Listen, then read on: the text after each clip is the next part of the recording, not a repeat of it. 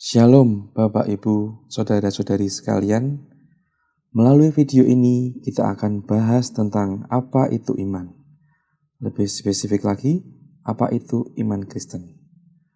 Oke, langsung saja. Iman adalah keyakinan akan kebenaran suatu hal meskipun tidak dapat dilihat atau dibuktikan secara langsung. Iman merupakan suatu tindakan percaya dan penyangkalan diri sehingga orang tidak lagi mengandalkan usaha dan kekuatannya sendiri, tetapi bergantung kepada Allah. Iman adalah cara kita orang percaya untuk merespon kasih karunia Allah yang membawa kita kepada keselamatan kekal. Dalam Ibrani 11 ayat 1 dijelaskan bahwa iman adalah dasar dari segala sesuatu yang kita harapkan dan bukti dari segala sesuatu yang tidak kita lihat. Ini menunjukkan bahwa iman adalah keyakinan, adalah pondasi dari yang kita harapkan, yaitu harapan akan janji dan kebenaran Allah meskipun kita belum melihatnya secara langsung. Dari ayat ini, kita juga bisa tahu bahwa beriman itu lebih dari sekedar percaya, sebab iman adalah keyakinan yang kuat bahwa apa yang diharapkan pasti terjadi. Dikatakan bahwa iman adalah dasar, fondasi, dan landasan. Iman harus menjadi dasar bagi segala sesuatu yang kita lakukan, karena segala sesuatu yang tidak berdasarkan iman adalah dosa.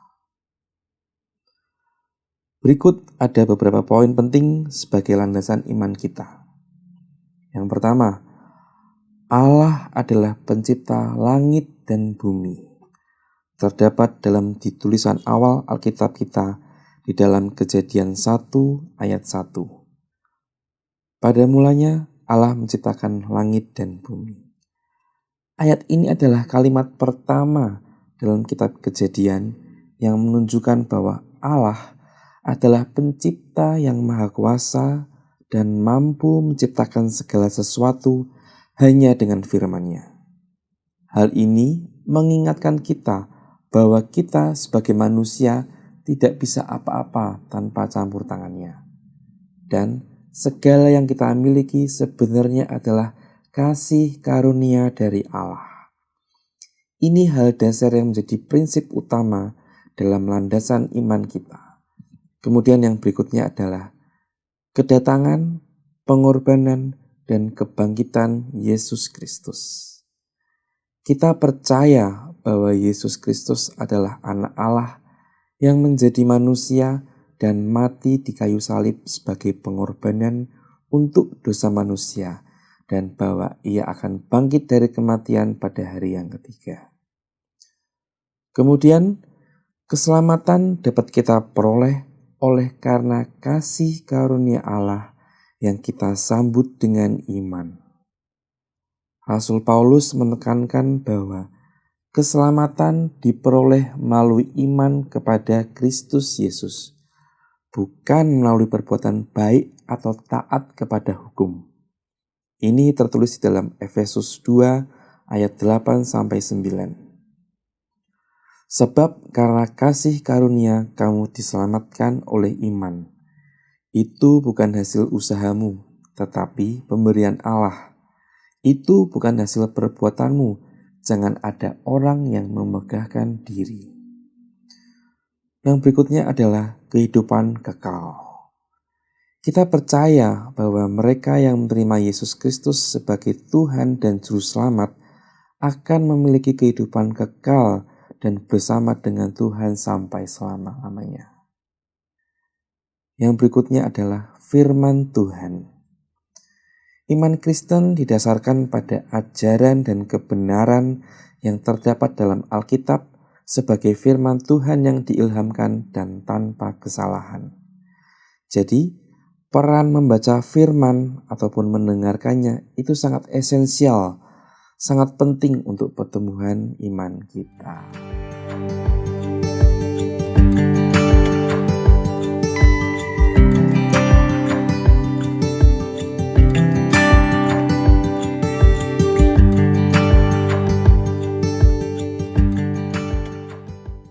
Kemudian masih dalam pembahasan iman menurut Ibrani 11 ayat yang pertama. Yang akan kita bahas adalah tentang pengharapan. Iman sebagai dasar dari segala sesuatu yang diharapkan. Bagi orang percaya, pengharapan ini bisa diartikan keyakinan yang kuat akan pemenuhan janji-janji Tuhan dan harapan akan keselamatan kekal melalui kasih karunia Tuhan. Pengharapan dalam Kristen adalah suatu sikap dan pandangan yang positif terhadap masa depan yang didasarkan pada kepercayaan kepada Tuhan dan firman-Nya. Beberapa bentuk pengharapan dalam hidup orang beriman. Yang pertama adalah pengharapan akan kehadiran Tuhan. Kita pastinya berharap akan kehadiran dan bimbingan Tuhan dalam kehidupan sehari-hari kita, dalam doa kita, dalam permohonan kita, dan juga dalam rasa syukur kita. Kemudian, pengharapan akan keselamatan.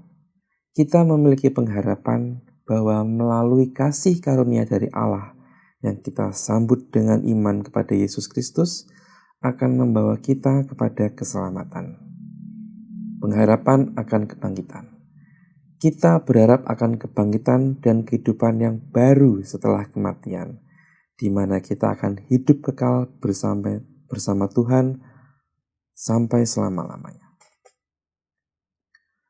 Kita berharap akan kebangkitan dan kehidupan yang baru setelah kematian, di mana kita akan hidup kekal bersama Tuhan sampai selama-lamanya. Pengharapan akan kebenaran dan keadilan. Saat kita menderita atau teraniaya dalam dunia ini, kita biasanya akan berharap bahwa Tuhan akan membawa kebenaran dan keadilan dalam hidup kita dan menghapus segala penderitaan dan ketidakadilan yang kita alami. Dan masih ada banyak pengharapan-pengharapan lain yang ada dalam hati kita di setiap hari-hari kita. Pengharapan bagi orang percaya didasarkan pada janji-janji Tuhan yang diwahyukan dalam Alkitab dan diteguhkan melalui kebangkitan Yesus Kristus dari kematian. Di dalam iman ada pengharapan yang memberikan kekuatan dan motivasi kepada kita untuk terus berjalan dalam kebenaran dan kasih Tuhan. Kita ambil contoh perumpamaan tentang penabur pada Matius 13 ayat 1-23. Sebelum menabur, seorang penabur berkeyakinan bahwa apa yang ditabur pasti akan dituai. Ia percaya bahwa benih yang ditabur akan bertumbuh, dan kalau benih itu tumbuh pasti akan berbuah. Ini adalah gambaran iman yang disertai pengharapan. Kemudian saat menuai buah, hasil perbuatan dan keyakinan itu, inilah harapan. Harapan akan menuai apa yang ditabur. Kita perlu memulai sesuatu dengan iman, berjalan terus dengan iman, dan juga selesai dengan iman. Jadi, ada perbuatan yang terus-menerus dilakukan untuk memperkuat, untuk menjaga iman dalam pengharapan. Sebelum menuai, seorang penabur melakukan segala sesuatu yang diperlukan, benih untuk bertumbuh dan kemudian berbuah sehingga dapat dituai. Tindakan ini adalah bagian dari pengharapan, yaitu menuai. Jikalau seorang penabur tidak yakin bahwa apa yang ditabur tidak akan tumbuh dan berbuah sehingga tidak dapat dituai, pastilah seorang penabur tidak akan pernah melakukan perbuatannya. Iman perlu disertai perbuatan. Sebab seperti tubuh tanpa roh adalah mati, demikian juga iman tanpa perbuatan-perbuatan adalah mati. Demikianlah renungan dalam kesempatan kali ini. Semoga bisa menjadi peneguh dan sumber sukacita bagi